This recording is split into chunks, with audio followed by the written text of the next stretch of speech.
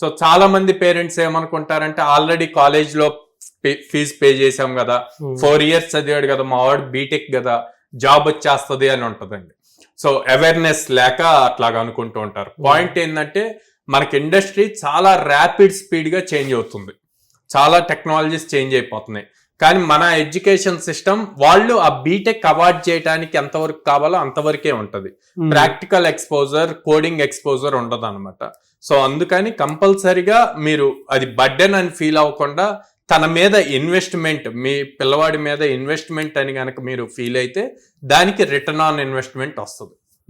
So fee కట్టాము engineering కాలేజ్లో అన్నది డిగ్రీ తెచ్చుకోవటానికి యూజ్ అవుతుంది. ఇప్పుడు తెచ్చుకునేది మీకు జాబ్ తెచ్చుకోవటానికి యూజ్ అవుతుంది. మీరు 50,000 ఇన్వెస్ట్ చేస్తే మీకు అక్కడ 3 lakhs ప్యాకేజ్ రావచ్చు, 10 lakhs ప్యాకేజ్ రావచ్చు. మన దగ్గర 18 lakhs దాకా వచ్చిన వాళ్ళు ఉన్నారు. సో కంపెనీ అప్రోచ్ అయిన దాన్ని బట్టి మనకి ప్యాకేజెస్ వస్తూ ఉంటాయి. సో దాన్ని బేస్ చేసుకొని వెళ్ళవచ్చు.